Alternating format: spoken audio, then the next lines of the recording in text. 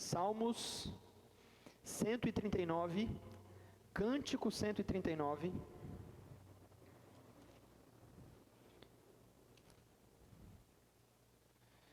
Salmo do rei Davi, Davi de Meler, o rei de Israel. Então, como eu dizia, eu quero trazer aqui 3 conselhos. Cara, são coisas que só um pai pode falar isso. Porque mãe não fala, porque não tem coragem, não tem estrutura para falar. Amigo não fala, coleguinha não fala. Acho que nem um pastor normal falaria. Mas eu quero falar isso para você, porque uma coisa que Deus está restaurando nas nações, Júnior, é um coração de paternidade. Deus está trazendo à tona isso, é muito forte. E acho que uma das funções da paternidade é essa, é dar direção. Então eu vejo uma geração que está muito perdida em algumas coisas, em alguns dilemas. E por isso eu quero ser bem contundente aqui nessa noite. Tá? O sentimento que eu tenho é como se eu estivesse aqui com um porrete para desmantelar alguns ídolos que estão no nosso coração. E são algumas verdades, na verdade são algumas mentiras que a gente acredita. Salmo 139 está escrito: Senhor, Tu me sondas e me conheces. Tu sabes quando me assento e quando me levanto. De longe penetras os meus pensamentos. Esquadrinhas o meu andar e o meu deitar. O Senhor conhece todos os meus caminhos. Ainda a palavra não chegou na minha língua e Tu, Senhor, já conhece. Tu me cerca por detrás e por diante, sobre mim pesas a mão. Tal conhecimento é para mim maravilhoso demais, é sobremodo elevado e eu não posso nem atingi-lo. Para onde me ausentarei do Teu Espírito? Para onde fugirei da Tua face? Se suba aos céus, lá estás. Se faça minha cama no mais profundo abismo, lá estás também. Lá estás também. Se tomo as asas da alvorada e me detenho. Estamos aí no verso 9. Se tomo as asas da alvorada e me detenho nos confins dos mares, ainda lá me haverá de guiar a Tua mão. A Tua destra me susterá. Se eu digo as trevas com efeito me cobrirão. Me ajuda aqui, está muito ruim. O que está acontecendo? Tem que resolver, não vou pregar assim. Tem que resolver. Tá um... Não sei. Alguém tem que resolver. Quem é o camisa 9 aí que vai? Ou desliga tudo aí. Não sei o que rolou não. O bagulho tá meio... tá vendo? Sabia que tinha coisa errada. Verso 9. Se tomo as asas da alvorada, me detenho nos confins dos mares. Ainda lá me haverá de guiar a Tua mão e a Tua destra me sustém. Se eu digo as trevas com efeito me cobrirão e a luz ao redor de mim se fará noite, até as próprias trevas não te serão escuras. As trevas e a luz são a mesma coisa, pois Tu formaste o meu interior e Tu me teceste no seio da minha mãe. Graças te dou, visto que por modo assombrosamente maravilhoso me formaste. As Tuas obras são admiráveis, e a minha alma o sabe muito bem. Os meus ossos não te foram encobertos, quando no oculto fui formado, entritecido como nas profundezas da terra. Os Teus olhos me viram, a substância ainda informe, no Teu livro foram escritos todos os meus dias, cada um deles escrito e determinado quando nenhum deles ainda havia. Que preciosos para mim, ó Deus, são os Teus pensamentos, como é grande a soma deles. Se os contasse, excedem os grãos de areia. Contaria, sem jamais chegar ao fim. Tomara, ó Deus, desses cabo do perverso, apartai-vos, pois, de mim, homens de sangue. Eles se rebelam insidiosamente contra Ti, e como Teus inimigos falam malícia. Não aborreço eu, Senhor, os que Te aborrecem? Não abomino os que se levantam contra Ti? Aborreço-os com ódio consumado. para mim são inimigos de fato. Sonda-me, ó Deus, conhece o meu coração, prova e conhece os meus pensamentos, vê se há em mim algum caminho mau e me guia pelo caminho reto. Amém, querido? Curva a sua cabeça aí um minutinho.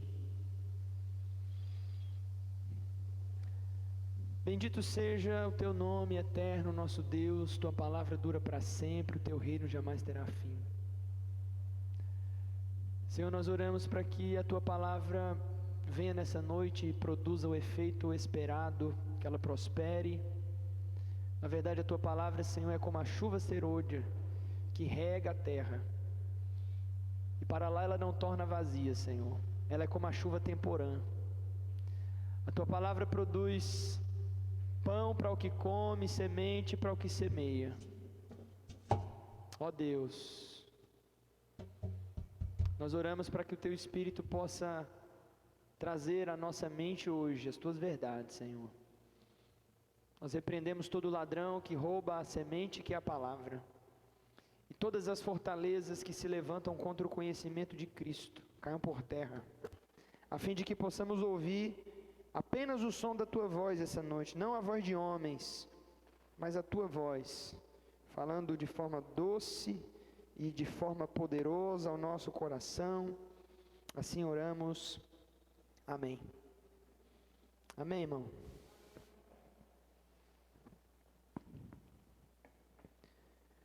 Quando nós olhamos para as Escrituras, nós percebemos que este livro sagrado que nós carregamos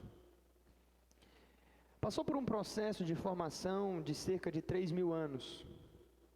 Na verdade, o primeiro homem que começou a escrever a Bíblia Sagrada, escreveu nas margens do rio da Babilônia, na Mesopotâmia ainda. Moisés, quando estava indo para a terra do Egito, atravessando o Oriente Próximo, escreveu as primeiras letras das Escrituras em tabuletas de argila, há cerca de mais ou menos 4.500 anos atrás. O último escritor da Bíblia foi o apóstolo João, que escreveu na ilha chamada Patmos, por volta do ano 96 da era cristã. Nesse processo de formação nós temos 3.000 anos. Nós temos 40 autores inspirados pelo Espírito Santo, sendo que 99% deles, todos eles eram judeus. Como bons judeus, falaram sobre o Deus que se revelou a Abraão. E o Deus que se revela a Abraão dá um presente para a humanidade que nós conhecemos como monoteísmo. A doutrina, o ensinamento, a ideia de que só existe um único Deus. Esse mesmo Deus que se revela a Abraão como um único Deus, também se revela a Abraão por alguns nomes, por exemplo, Shaddai, que quer dizer Todo-Poderoso. Também se revela a Abraão como Adonai Irê, que nós conhecemos por Adonai Jireh, o Deus da providência. Mas a grande verdade é que esse ser que se revela nas Escrituras, que é supremo, que é absoluto, se revela aos patriarcas na figura de um Deus, seja pelo nome Elohim, seja pelo nome Adonai, que é Senhor. Ele está sempre se revelando como um Deus terrível, poderoso, totalmente outro. Um Deus que não pode ser complacente com o pecado, como diz Deuteronômio 4:24, ele é um fogo que consome. Um Deus que não tem o inocente, o culpado por inocente, que visita as iniquidades dos pais nos filhos até terceira e quarta geração. Esse Deus se revela como um ser totalmente distante, a quem os homens devem temer. A mesma verdade nós podemos ver quando Moisés sobe o Monte Sinai e recebe as 10 palavras, as 10 dabrotes, escritas pelo próprio dedo de Deus em tábuas de pedra, onde ele revela o seu próprio nome, como ele é um Deus terrível e como os homens devem respeitar o seu senhorio. O Deus que se revelou a Abraão, aos patriarcas e a Moisés, é revelado como Senhor, como Rei, aquele a quem os homens devem temer. Mas nós chegamos em um ponto da história da revelação, que um sujeito por nome de Davi de Meller, o rei Davi, revela esse mesmo Deus que se apresentou como Senhor na história. Davi o revela agora como Pai. E diz que muito embora ele seja Deus e Senhor, como ele disse a Adão e Eva no jardim do Éden, o Senhor Deus a quem eles devem temer, esse mesmo Senhor Deus é revelado também como Pai. Eu abro aqui um parêntese para explicar que primeiro a humanidade precisa conhecê-lo como Senhor e Deus, e só depois recebê-lo como Pai. As pessoas que recebem a Deus primeiro por Pai, elas vão cair em um grande erro, que nós chamamos de liberalismo, uma graça barata. Eles acreditam que Deus é um pai da pós-modernidade, que não dá limite aos seus filhos, que não dá direção aos seus filhos e que mima os seus filhos. As pessoas que só recebem Deus como Senhor e Deus, têm o costume de caírem no outro extremo que nós chamamos de legalismo, porque eles só conseguem se relacionar com Deus terrível, que é rei, que é totalmente outro, que está distante, a quem ele deve ter medo. Você precisa entender, preste atenção, que as duas coisas são verdade. Na verdade, nós estamos falando de pontos diferentes da revelação, depende da perspectiva de quem está observando. Por um lado, ele é Senhor e Deus, por outro lado, Davi é o primeiro homem que revela esse Deus como um pai. Davi revela a Deus como um pai em um tempo em que o sistema religioso, o sistema de culto, era totalmente legalista, cerimonialista. Perceba que o sumo sacerdote e os levitas, quando iam se aproximar da tenda do encontro, ou como nós chamamos, do tabernáculo de Deus, eles tinham medo. O sumo sacerdote, quando levava o sangue da expiação, para fazer propiciação e para fazer a expiação do pecado do povo, tinha medo de ser fulminado dentro do lugar santíssimo, uma vez que esse Deus a quem ele estava se encontrando, era um Deus zeloso, e um fogo que consome. Mas Davi, no meio desse sistema, consegue tocar essa essência de Deus como Pai. E é Davi a primeira personagem da Bíblia que vai dizer que ama a Deus no Salmo 18. Davi é o primeiro homem da Bíblia que vai dizer que Deus é pai dos órfãos, que ele é marido das viúvas no Salmo 62. Davi consegue trazer para nós uma parte da revelação que ainda estava oculta na história da Bíblia Sagrada. A verdade de que Deus também é pai. Não foi Jesus Cristo, ao contrário do que o cristianismo ensina, que revelou Deus como Pai quando fez a oração do Pai Nosso. O judaísmo antigo já tinha no seu bojo a oração de Avino, que é Pai Nosso.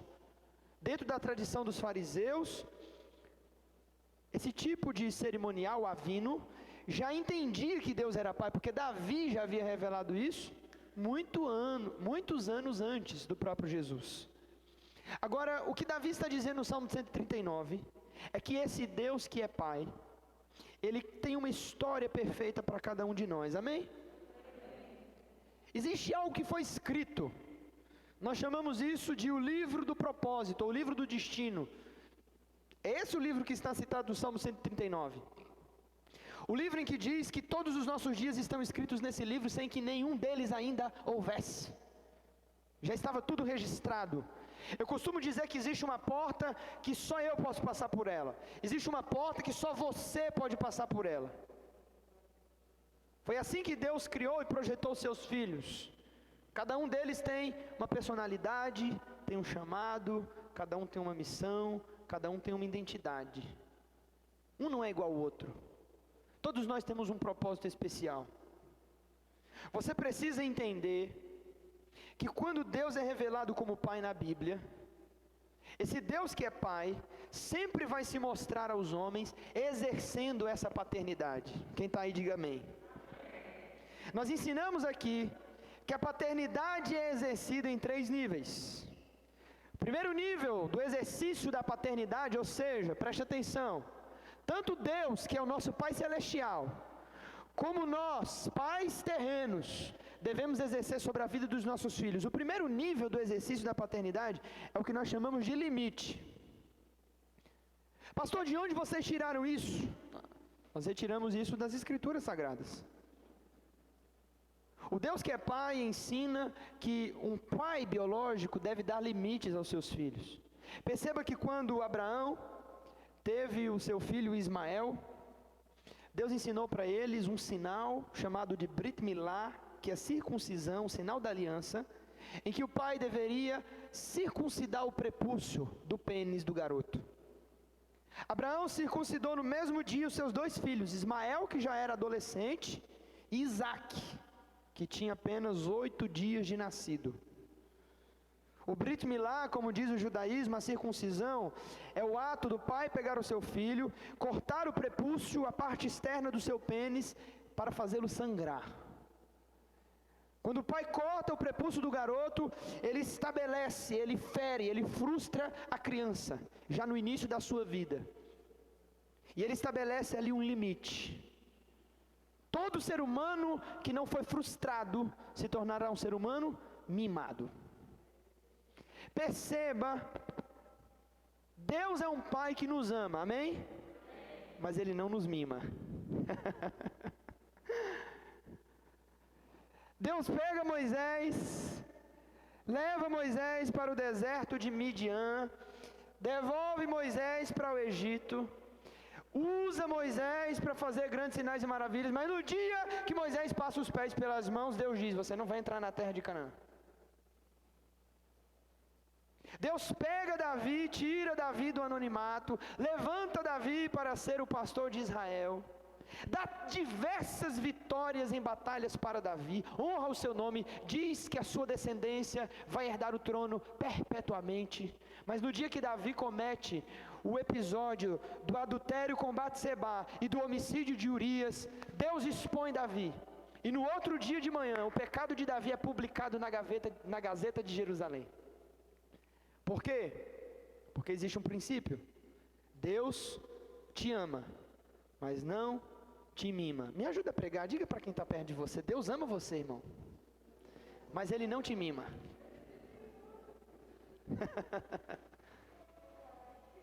Só um Deus que ama, observe, só um Deus que ama, mas não mima, consegue ver o que o Eterno viu no dia que Jesus Cristo foi preso, crucificado e morto.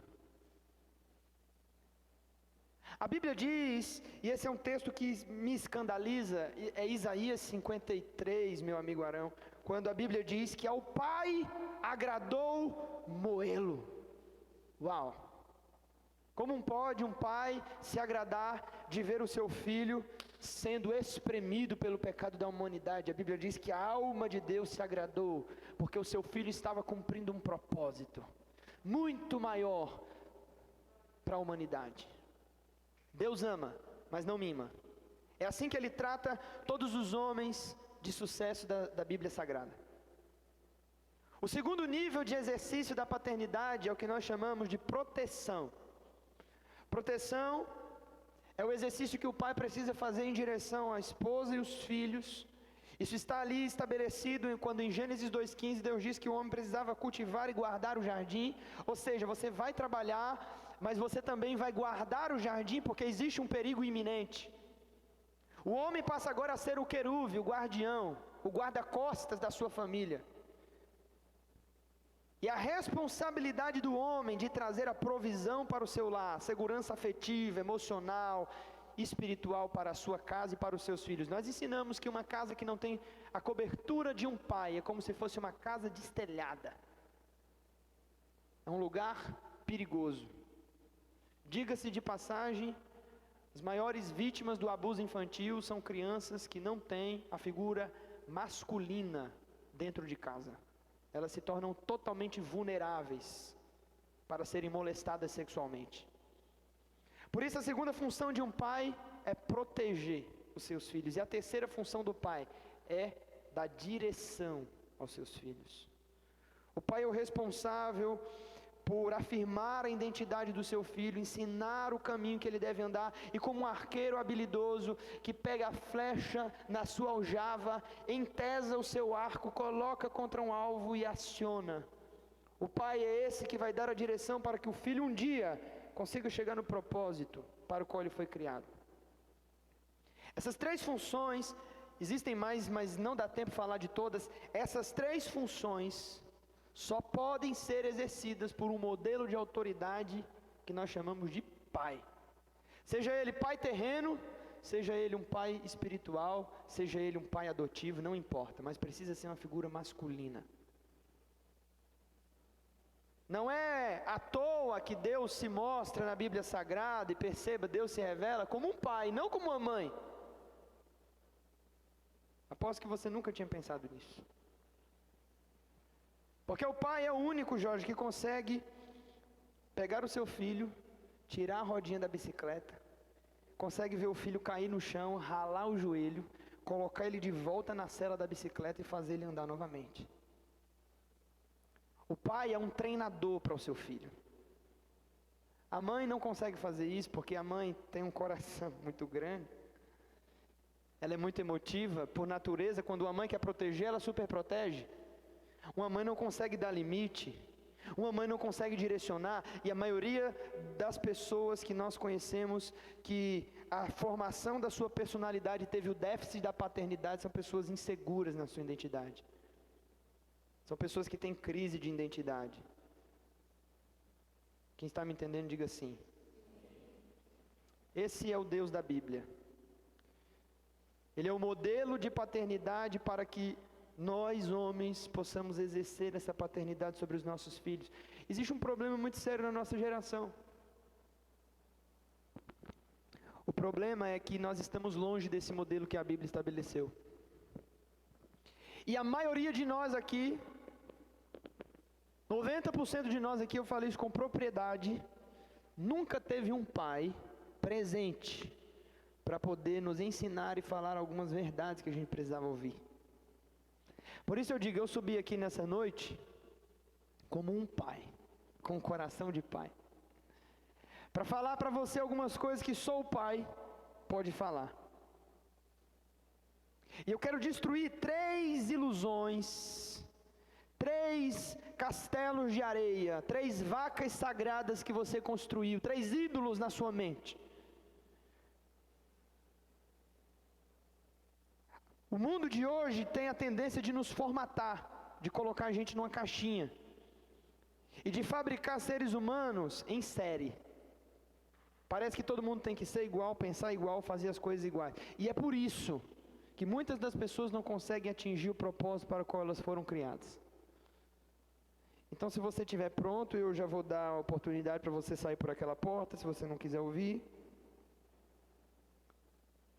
Se você estiver pronto, a primeira ilusão que eu quero falar para você é a seguinte: a ilusão de que você precisa ser igual a todo mundo. Olha como as pessoas acreditam nisso. Eu disse aqui, sabe quanto tempo essa mensagem demorou para ficar pronta? 8 anos. Em 8 anos de aconselhamento, em 8 anos acompanhando as pessoas, em 8 anos de gabinete, em 8 anos orando pelas vidas, eu consegui chegar nesse top 3. Na verdade tem mais, mas não dá tempo de falar de tudo, então eu vou falar só 3. A primeira delas é a ilusão de que você precisa ser igual a todo mundo. Eu quero já começar dizendo aqui para você, isso é besteira. Isso é conversa fiada, isso é papo para boi dormir. Você não precisa ser igual a todo mundo. O que o Salmo 39 está nos ensinando é que Deus criou a cada um de uma forma diferente.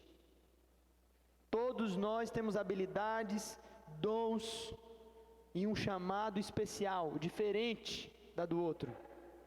É assim que funciona. Só que hoje existe uma doença que está afetando a maioria das pessoas, crianças, jovens, velhos, adultos, não importa a idade, nem a faixa etária. É a histeria. Pastor, o que é histeria? É você acreditar que você vai se dar bem em coisas que você não tem aptidão para fazer. Uma espécie de uma dissonância cognitiva. Você sabe que você não consegue, você sabe que você não tem chamado para aquilo, mas você mesmo assim quer fazer aquilo, então você vai tentar, e você vai se frustrar, se decepcionar diversas vezes. Isso acontece pelo único e exclusivo motivo: você não foi criado para isso. Vou dar um exemplo. Eu sou um homem que ultimamente eu estou incompleto. Por quê? Porque eu estou sem uma caixa de ferramentas.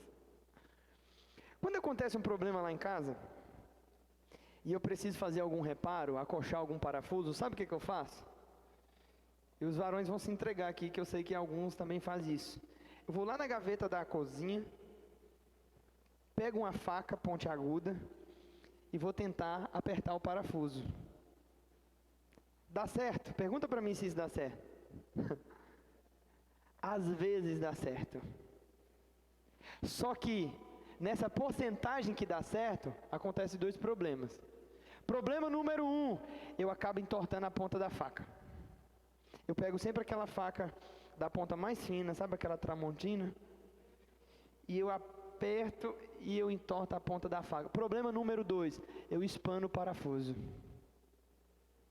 Por que isso aconteceu? Pergunta. Sabe por quê? Porque aquela faca não foi criada para acoplar naquele parafuso. Ela está ali quebrando um galho. Sabe o que muitas pessoas estão fazendo na sua vida? Perdendo tempo, quebrando galho, fazendo aquilo que Deus não chamou elas para fazerem, tentando ser aquilo que Deus não chamou elas para serem. Como quando Davi foi chamado para enfrentar o gigante Golias, e Saul tinha uma fórmula pronta na sua cabeça. Então quando ele viu aquele pequeno pastor de rebanho se apresentar para a guerra, ele disse: onde está a tua armadura, soldado? E Davi disse: eu não sou um soldado diferente. Eu não uso armadura, eu uso um alforje de pastor. E eu não sei como que vocês falam aqui, mas lá no Centro-Oeste a gente chama, eu uso um estilingue. Aqui o pessoal chama de baladeira.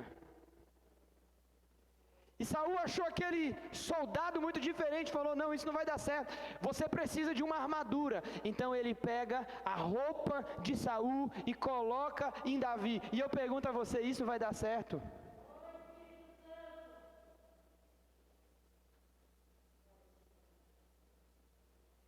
Então a primeira ilusão que eu quero desconstruir, eu quero desmantelar esse ídolo na sua cabeça, e um pastor não vai falar isso para você, tua mãe não vai falar isso para você, teu colega não vai falar isso para você, só alguém que tem um coração de paternidade pode falar isso para você, porque vai te ferir, vai te frustrar, e vai te direcionar. A primeira coisa é, não queira ser igual a todo mundo. As pessoas têm temperamentos e têm personalidades diferentes. E eu vejo muitas pessoas que são indivíduos do temperamento sanguíneo, que são aquelas pessoas extrovertidas, aquela pessoa que é quente e úmida por natureza, extravagante, que não consegue cumprir muito bem horário, uma pessoa que não consegue ficar presa a uma rotina, uma pessoa que não tem muitas metas na vida. E eu vejo pessoas desse tipo de temperamento que vêm até mim e dizem: pastor, eu vou estudar para fazer um concurso público. E eu olho para o indivíduo e vejo estampado no rosto dele que ele não nasceu para aquilo. Ele não nasceu para trabalhar em uma repartição, ele não nasceu para bater ponto, ele não nasceu para estar preso numa rotina. O indivíduo do temperamento sanguíneo nasceu para ser livre. Como um cavalo selvagem, ele precisa ser criativo. Ele nasceu para vender uma ideia, ele nasceu para empreender. Só que ele está preso dentro de um discurso, de uma geração da qual eu faço parte, que diz que para ser feliz, que para ter o que você quer na vida, você tem que estudar e fazer concurso.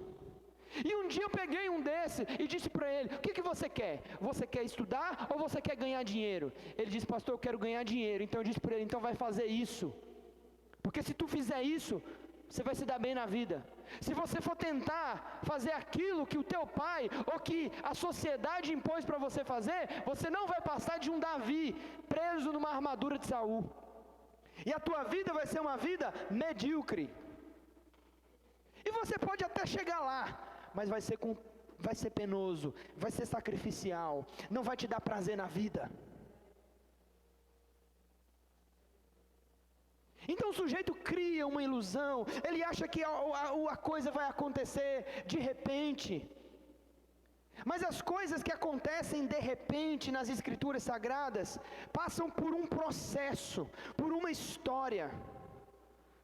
Atos 2 diz que os discípulos estavam todos no mesmo lugar, cumprindo-se o dia de Pentecostes, e de repente os céus se abriram. Mas olhe o capítulo 1 de Atos, olhe Lucas 24, olhe Lucas 23, e veja que eles já estavam ali orando há muito mais tempo. Um dia desses uma pessoa eu ouvi falando que Deus exaltou José da noite para o dia. É verdade, da noite para o dia, só demorou 14 anos para ele ir da casa de Potifar para se assentar e ser governador no Egito. Davi foi ungido 4 vezes, passou 16 anos fugindo de Saul para se assentar no trono de Israel.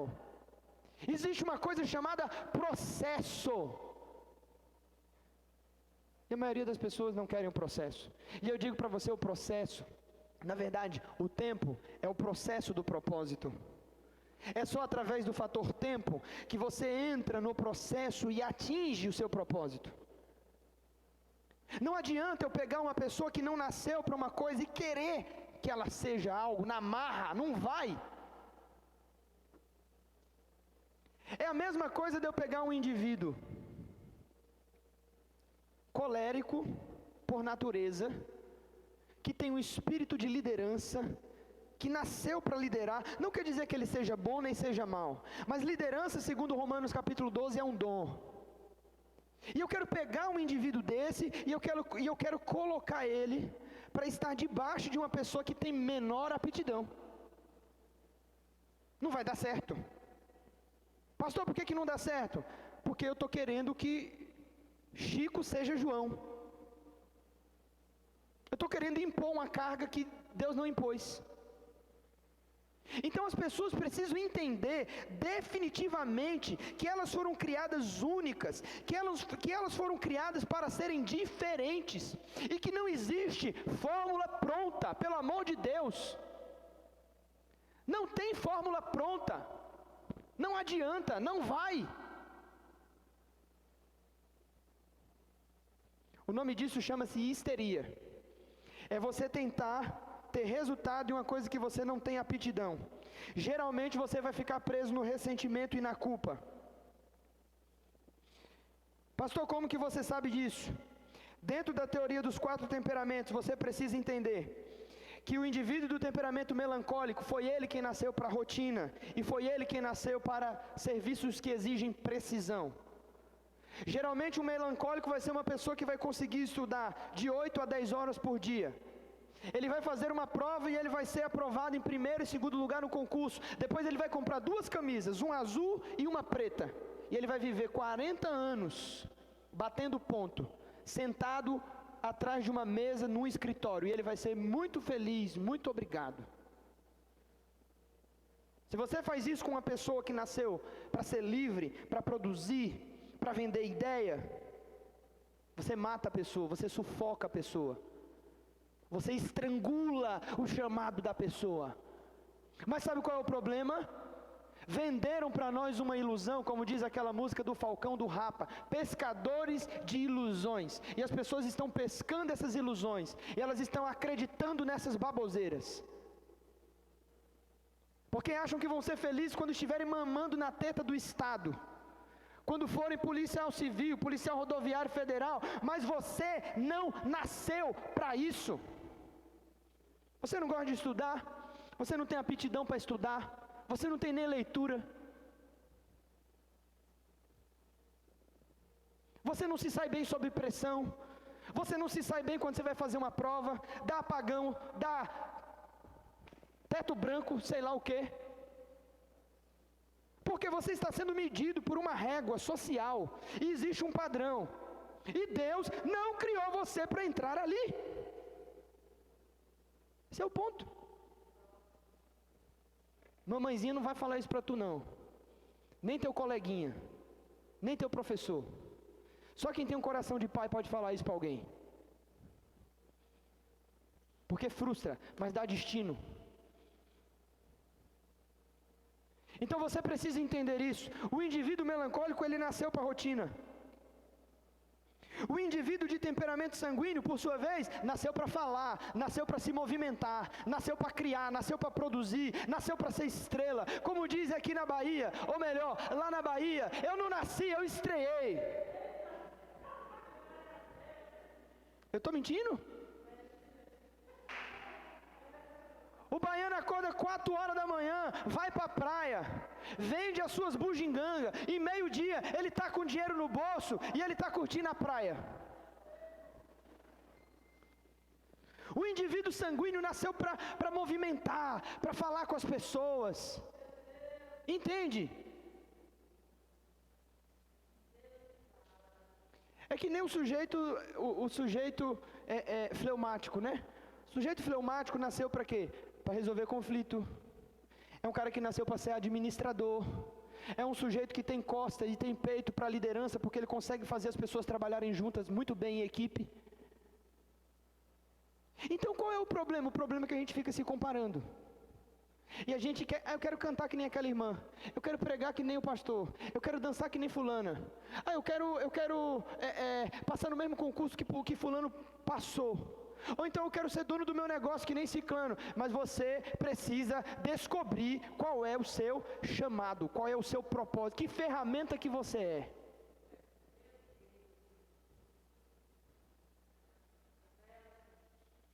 Então nós precisaríamos ser treinados para isso, sabe? A paternidade, ela treina o sujeito para a vida. Amando, mas não mimando. Não amortecendo. Não colocando panos quentes, indo direto ao ponto, sendo certeiro, sendo preciso. Aí nós ficamos perdidos e nós queremos ouvir. E tem 2 perigos aqui, tá? Qual o primeiro perigo? O perigo é de você não querer ouvir ninguém. Você se achar autossuficiente, você fazer, não, eu vou fazer do meu jeito. Porque eu acho que eu sou isso e eu vou colocar na minha cabeça. E o segundo perigo, aquela pessoa que escuta todo mundo. Já viram? Vou fazer tal coisa, isso aí não vai dar certo. O que é que tu acha disso, fulano? E aí, pastor, como é que resolve esse problema? O problema, na verdade, a pergunta é, você precisa aprender a ouvir a pessoa certa. Quem que você está ouvindo? Se você ouvir todo mundo, não vai dar certo. Se você não ouvir ninguém, também não vai dar certo. Provérbios diz que a guerra se faz da multidão dos conselhos.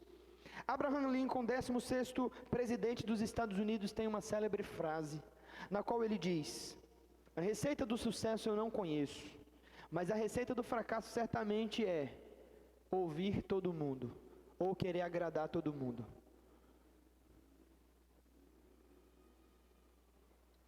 Eu vou dar o meu exemplo, que, irmãos, eu tenho especialistas, pessoas que são pessoas-chave, que eu tomo conselho delas em determinados assuntos na minha vida. Todas as vezes que eu estou diante de um dilema, para a questão eclesiástica tem uma pessoa, para a questão teológica tem uma pessoa, para a questão do meu relacionamento eu tenho uma pessoa. Especialistas que eu procuro, pessoas que são peritas em determinados assuntos, que me ajudam a clarear, a abrir a minha visão para a tomada de decisões. Essa é a forma correta. A pergunta que eu quero fazer para você nessa noite é: quem você está ouvindo? Tem gente que não ouve ninguém, justamente por causa da raiz da rebelião contra a paternidade. Então quando você olha para o modelo de autoridade, seja o padre, o policial, o pastor, o pai, quem quer que seja, o chefe no trabalho, simplesmente você negligencia, você despreza. Mas tem aquela pessoa também que, por causa da falta da afirmação da paternidade é totalmente insegura, é uma pessoa que tem crise de identidade, e por isso ela vai ouvir todo mundo. E consequentemente as duas, infelizmente, vão acabar travadas no seu chamado. A pergunta que eu quero fazer é: quem você está ouvindo? Quem você ouve? Qual é o canal pelo qual você ouve a voz de Deus? Ah, não ouço ninguém. Não ouve ninguém? Cheira mal, vai dar errado. Ouço todo mundo, também vai dar errado. Então escute uma coisa: eleja uma pessoa e escute essa pessoa. Eu elegi pessoas que são especialistas e são peritos em determinados temas. E eu só ouço conselhos de pessoas que são boas, são melhores do que eu naqueles temas. Não adianta o cara ser pior do que eu e vir querer me dar conselho, não vai. Um dia desse, um pastor a quem eu admiro muito veio querer me dar conselho de administração de igreja. Eu não ouvi ele. Por quê? Porque ele destruiu a igreja dele. Então eu não escuto. Se quiser falar de outra coisa, eu escuto. Você tem que aprender a ouvir pessoas que são peritos. Sabe o que diz 1 Coríntios 14:10? Quem está aí, irmão? Olha para cá. No mundo há muitas vozes. E Paulo diz mais. Paulo diz assim: e nenhuma delas é sem significado, bebê. Cada voz que tu escuta, vai para um lado, faz daquele jeito, faz daquele outro. Se você ouvir todas as vozes, essa é a receita do fracasso. Quem está aí? Segunda ilusão que eu quero destruir na sua mente. A ilusão de que para as pessoas é mais fácil, para os outros é mais fácil do que para você. Já percebeu como tem muita gente assim? Tem muita gente que acha assim: ah não, fulano consegue fazer isso, ciclano conseguiu fazer aquilo, eu não consigo. Rafa, aumenta aí esse ar porque o pessoal está com frio. Estou vendo daqui que estão com frio.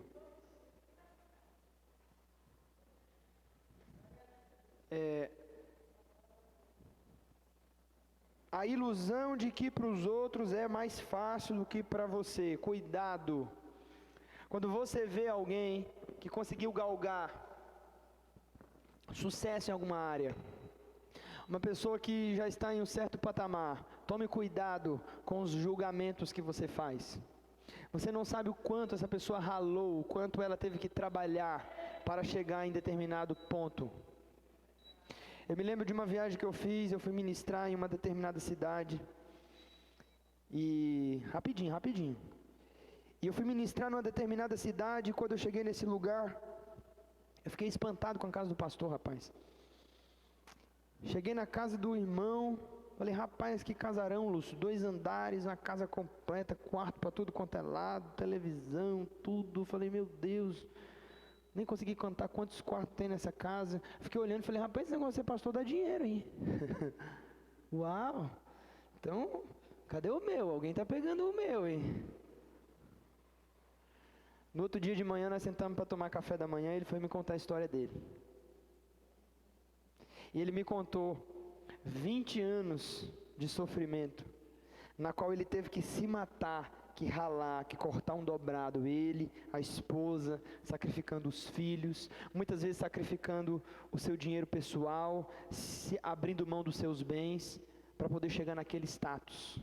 Ele demorou 20 anos, e eu, na minha inocência, quero chegar nos mesmos resultados dessa pessoa em 2 anos. Isso é loucura. A gente sempre acha: o irmão está num carrão, o irmão tem uma casona, e a gente julga e a gente acha que foi fácil para ele. Não! Você não conhece a história das pessoas. Elas tiveram que investir seu tempo, se sacrificarem, se matar por aquilo. Pare de achar que para os outros acontece e para você não. Isso é um argumento psicológico chamado de autocomplacência, autojustificação. Nós nos justificamos o nosso fracasso em cima do sucesso alheio. E muitas pessoas transferem isso. É a política. É o Estado. É a desigualdade social. Não. É a sua incapacidade. É a sua preguiça. Muitas vezes é porque Deus não chamou você para ter aquilo, para possuir bens, para administrar coisas. Às vezes é porque você jogou por água abaixo as oportunidades que você teve.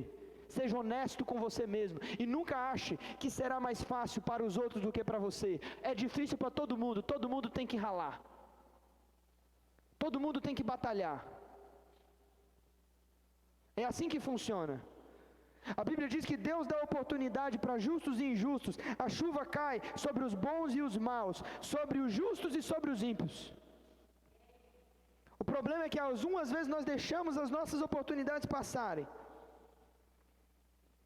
E nós queremos nos justificar.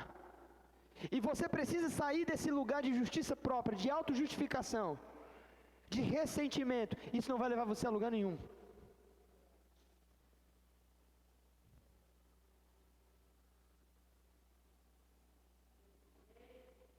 Terceira ilusão. A ilusão de que você vai mudar as pessoas. Essa aqui eu apanhei demais. Eu achava que as pessoas, elas não progrediam, que elas não cresciam, porque elas não tinham um pastor que fosse tão amoroso, ou que fosse tão presente, ou elas não tinham uma igreja que fosse tão boa. Então eu pensava, eu vou dar isso para elas, eu vou criar um ambiente perfeito, então eu vou ofertar o estudo, eu vou ofertar o conhecimento, eu vou estar presente, e eu vou pagar um preço por elas, eu vou orar pelas pessoas, eu vou fazer o que for preciso. E eu descobri amargamente que ninguém muda ninguém. E que se você era um crente sem vergonha, da outra igreja que você vê, você vai ser um crente sem vergonha nessa. Você não vai aproveitar, porque você não quer mudar. Tem um grande educador norte-americano chamado John Taylor Gatto, e ele tem uma frase que é incrível. Ele diz: você não pode ensinar nada a um indivíduo que ele não queira aprender. Eu pego isso na prática, irmãos. Como eu disse, essa mensagem demorou 8 anos para ficar pronta. Aqui na igreja eu dou curso de teologia, já dei curso de oratória, entendendo as escrituras, que é uma sistemática de Bíblia, de Gênesis e Apocalipse.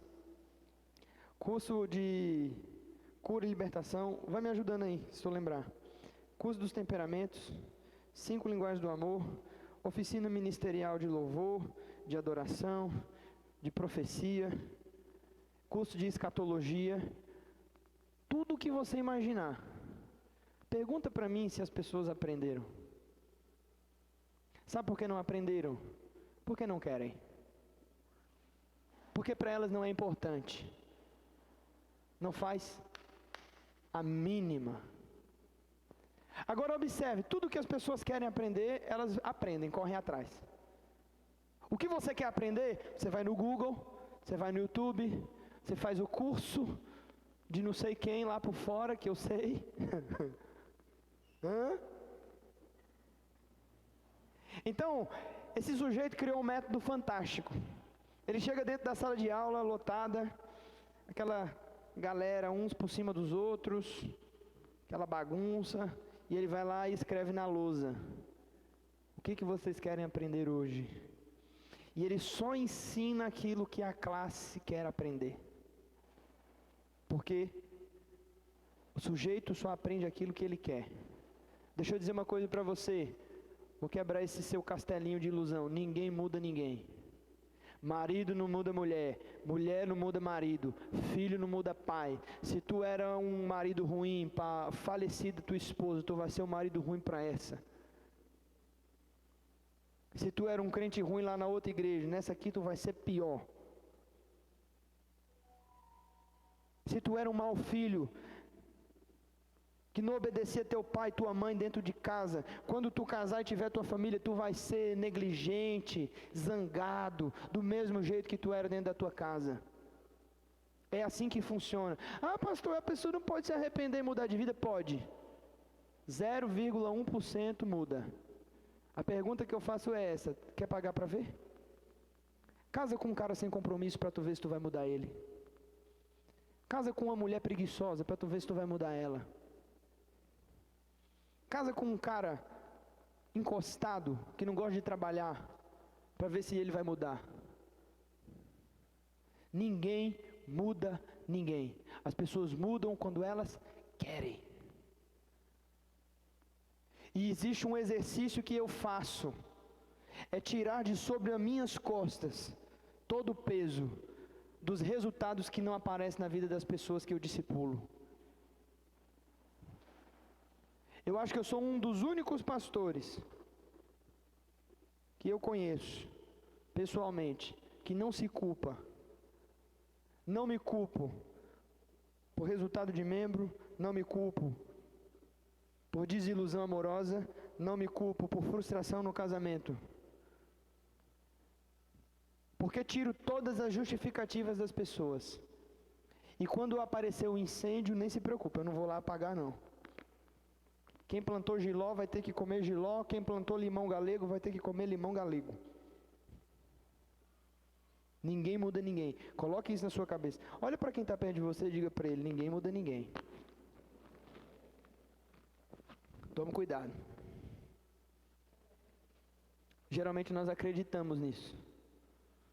Ah, o fulano é assim porque está desse jeito ou está daquele outro. Está nada. O rebelde sempre vai ser rebelde.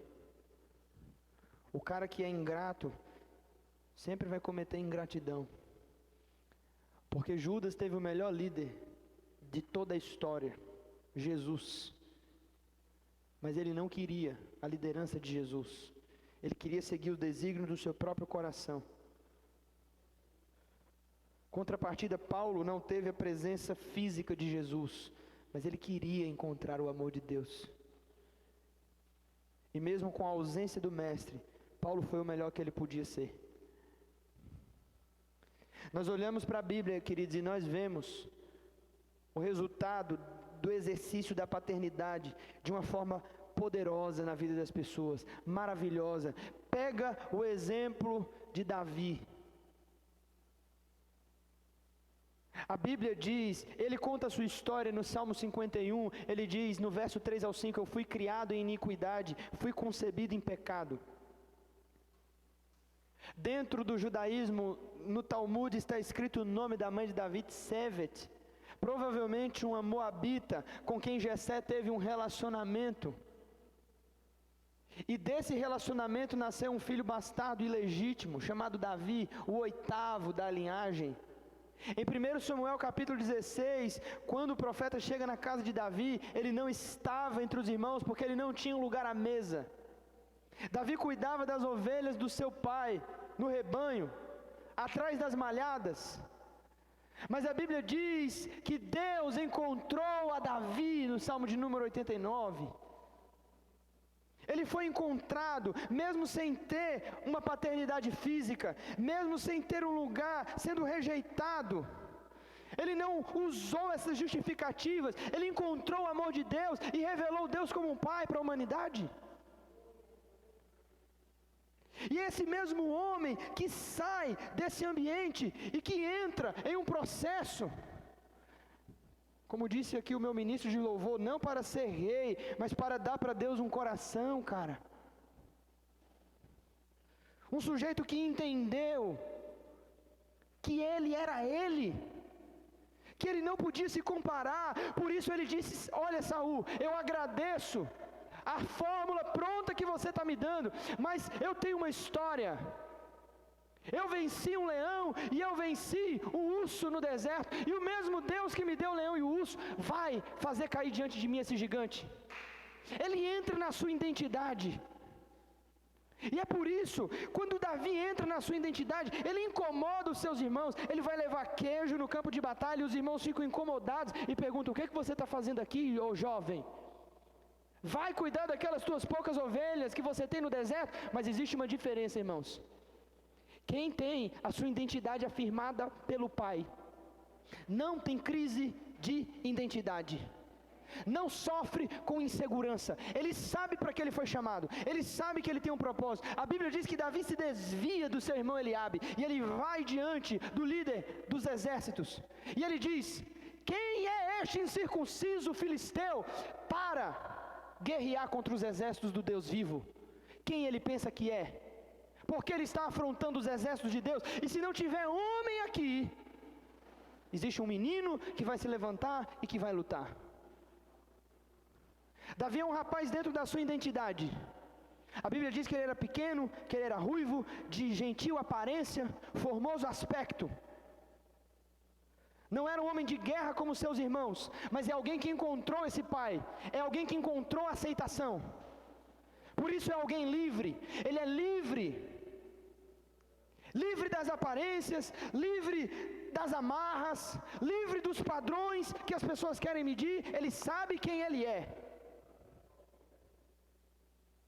Essa é a diferença entre a maioria das pessoas. Muitas vezes, no início da minha caminhada, chegavam para mim e diziam: olha, eu acho que você não tem chamado para ser pastor. Porque o negócio de igreja não dá dinheiro, você precisa trabalhar para comer, quem é que vai te sustentar?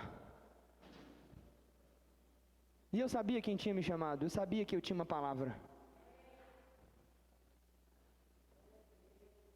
Diversas vezes as pessoas chegaram com fórmulas prontas para a minha vida, diversas vezes. Quando eu fui casar com a minha esposa, tiveram a audácia de chegar para mim e dizer assim: ó, essa menina aí é muito fraquinha, não vai aguentar o peso da obra. Essa aí é muito dondoquinha, não vai te acompanhar, você vai pastorear a igreja sozinho. Quantas fórmulas prontas querem vender para a gente? Você vai ser feliz se tiver isso, se fizer aquilo. E essas informações encontram um coração em crise, um coração inseguro, e isso vai fazer um estrago terrível. Quantas vezes, Jorge, quiseram me casar? Não, o pregador tem que casar com a cantora. Não, o pregador tem que casar com a pregadora. Não, o pregador tem que casar com a profetisa. E eu dizia: cara, eu só quero uma esposa que saiba cozinhar. Ela faz um bolo gostoso, eu quero comer o bolo dela. Entende isso, irmão?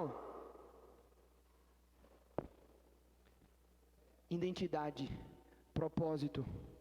Você tem que entender quem você é, qual é a sua vocação. Só existe uma digital. A sua só tem uma porta, é você quem passa por ela. Para de ficar comprando essas ilusões, essas fórmulas prontas. Entenda qual é o seu chamado, no que você se move, qual o peso que você carrega, e ponto.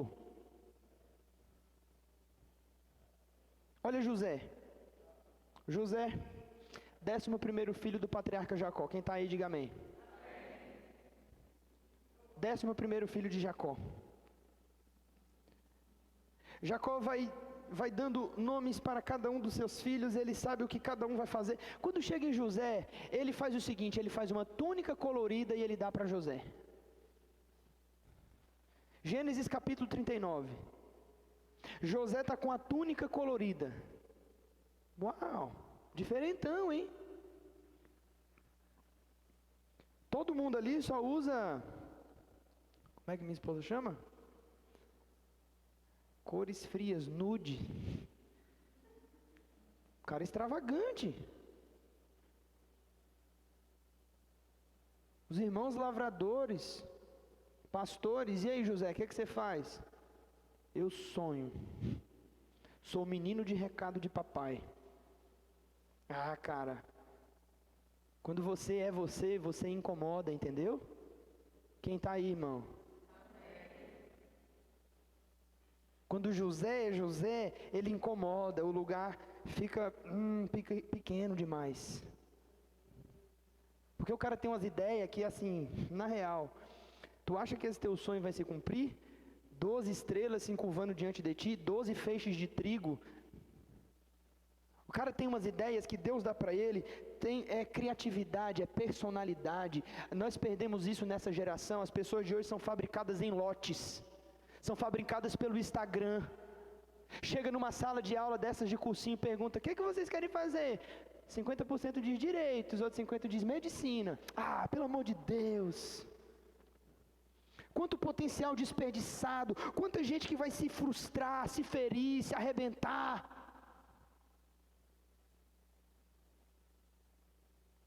Porque nunca nunca vai entender o que é ser filho. Ser filho é ser você. Eu sou eu, meu irmão, e meu pai me ama.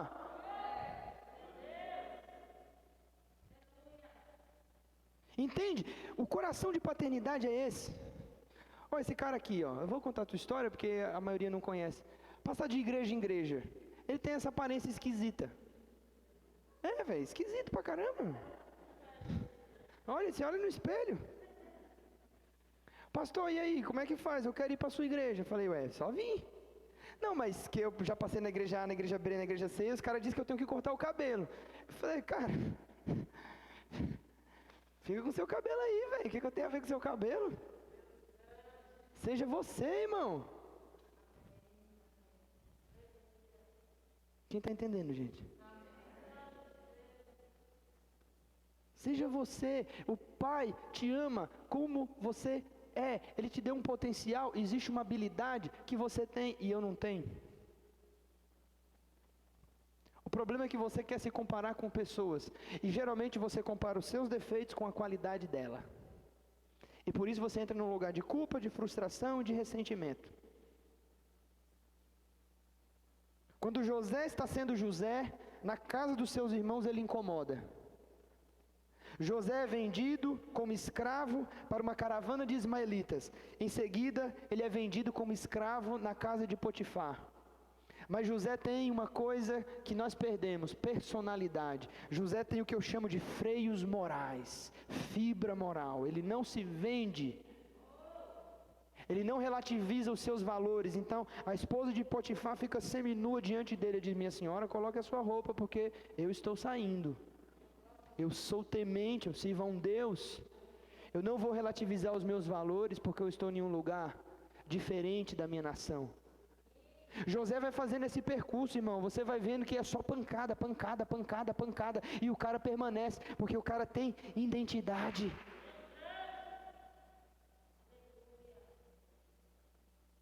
Chega na hora que os seus irmãos vão pedir perdão pelo que fizeram para ele. E José diz: por favor, ninguém chore. Eu sei exatamente que Deus me chamou para esse tempo. Foi por isso que Ele me trouxe para cá, para salvar a vida de vocês.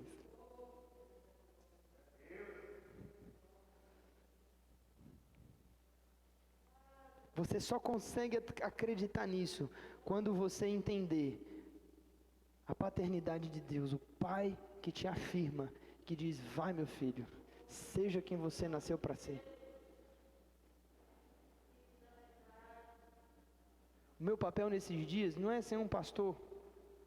E Deus é tão bom que o Senhor já tinha me dado um coração de pai, mas nesses dias, sabe, Jorge, com a minha esposa grávida, eu tenho sentido, existe algo diferente. Quando Jesus é batizado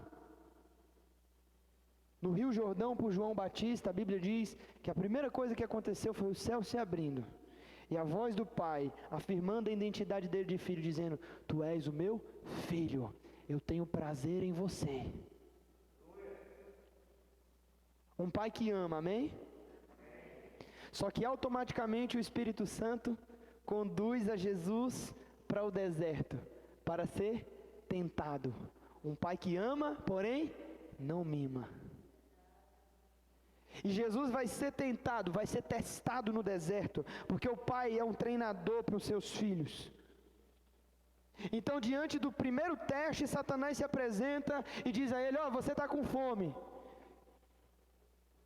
manda essas pedras se transformarem em pão, se tu és o Filho de Deus. Satanás quer colocar em xeque a identidade de filho de Jesus. É como se ele estivesse dizendo: sabe, Jesus, se isso não acontecer na tua vida, Deus não é teu pai não, hein?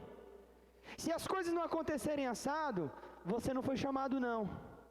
Mas ele entende que ele é filho. Aqui que está o segredo da coisa. Ele entende que Deus o chamou. Deus havia acabado de dizer: tu és o meu filho amado, eu tenho prazer em ti.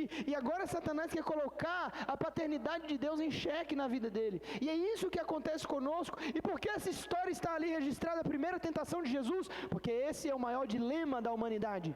70% das pessoas não têm a presença afetiva do pai em casa. Nunca tivemos um pai para falar isso que eu estou falando para você, para nos libertar das amarras, para liberar nossa criatividade, para dizer: vai meu filho, seja o que você quer. O que você quer fazer? Ah, pai, sei lá, eu quero dar a volta na lua. Você vai chegar. Vamos, eu vou te ajudar. Trabalha, se prepara, vamos junto. O que você precisar, eu estou aqui. Vai lá. Mas esse não foi o modelo de pai que você conheceu. E por isso você não consegue ver esse Deus dessa forma.